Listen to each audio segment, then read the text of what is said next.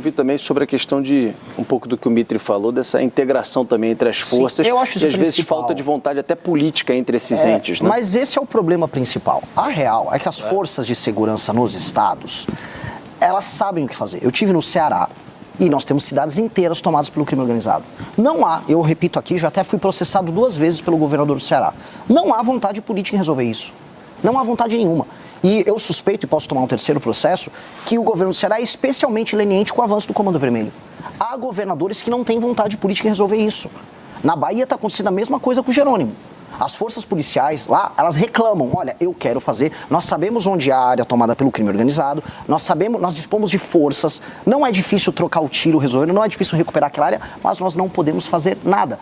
Não há o comando, não há vontade. Uma das coisas mais absurdas que eu vi no Ceará foi, durante a tomada de uma cidade, Santa Quitéria, estavam discutindo o programa Pena Justa, que ia soltar mais bandidos, porque as cadeias não estavam supostamente em condições desejáveis para aqueles bandidos. Então, o que o presidente da República tem que fazer é, se eu eleito como presidente de maneira bem clara, o tema que me elegeu foi a destruição do crime organizado. Eu estou há 2 anos falando isso. Vai ser uma eleição plebiscitária. O cara que resolveu eleger Renan Santos, ele resolveu me eleger também e muito por conta disso.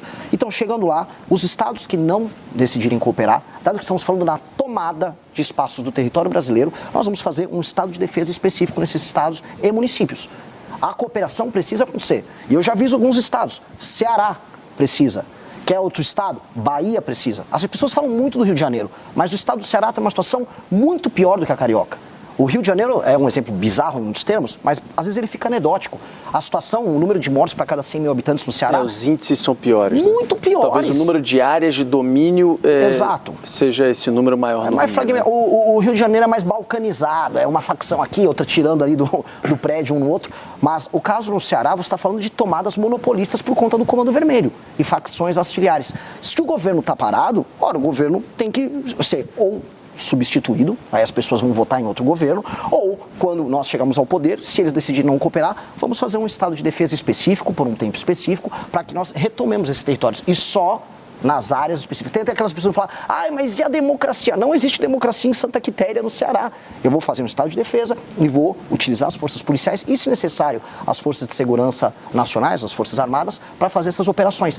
Ponto. Vamos recuperar esses territórios e aí entregar direitos humanos para as pessoas que precisam. Da maneira como está, eu volto a colocar, existem governadores que estão cooperando direto ou indiretamente com o avanço do crime. E isso precisa acabar. Hoje as Forças Armadas reclamam muito de falta de recursos.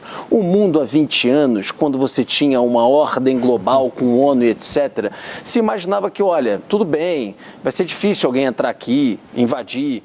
Terras raras estão em discussão, o Brasil é a segunda maior reserva do mundo, temos a Amazônia Azul. Então, essa discussão não estava tão latente. Diante de um presidente, agora Donald Trump, que entrou para prender Maduro, que agora está fazendo o que está fazendo naquela região do Oriente Médio e tudo mais, a gente se depara, por exemplo, com a informação de que o Brasil não tem defesa aérea.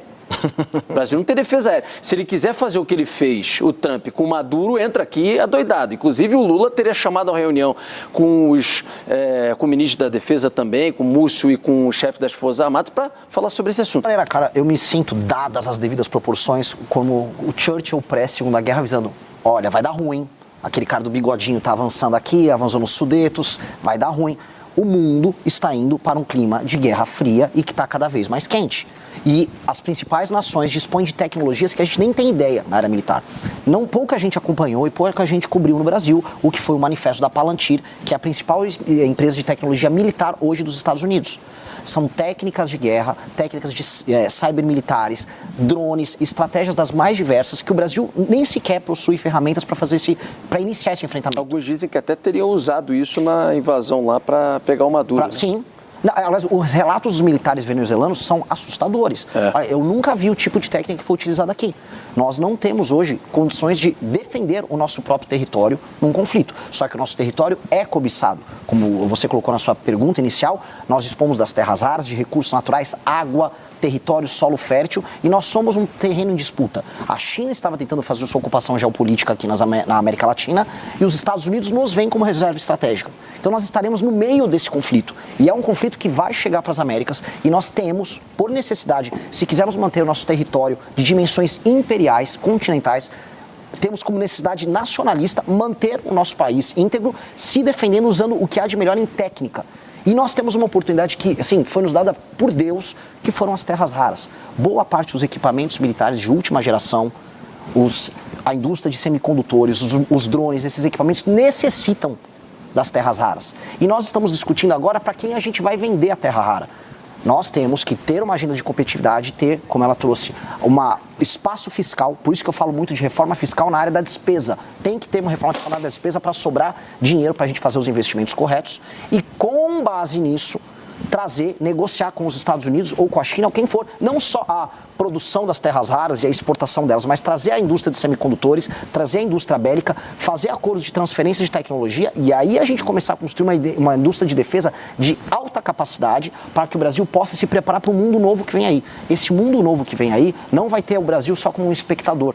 A nossa estratégia de sobrevivência nesse mundo é diferente. O pacto, como você colocou, pacto pós-Segunda Guerra Mundial, o multilateralismo, os organismos internacionais, tudo isso estão sendo relativizados. A gente está vendo isso na Ucrânia, viu na Venezuela, vai ver provavelmente em Taiwan.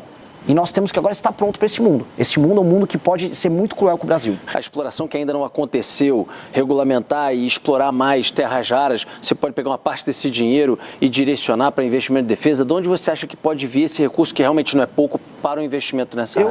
Eu vou mais longe do que isso. Não é apenas, por exemplo, pegar um pedaço dos royalties e direcionar para a área de defesa. Eu estou falando de montar uma cadeia de indústria bélica no Brasil com transferência de tecnologia.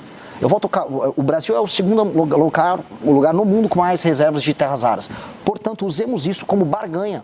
Tal qual o Vargas soube utilizar durante a Segunda Guerra Mundial a barganha do peso do Brasil para a instalação de indústria siderúrgica aqui. CSN lá em Volta Redonda. Exato, precisamos utilizar isso como barganha para nos posicionarmos. E é urgente. O problema é que no debate público no Brasil, os dois principais candidatos não falam disso. Um só fala em soltar o pai e outro fala em pé de meia. Enquanto isso, daqui 30 anos, talvez não tenha país para soltar ninguém nem para botar pé de meia.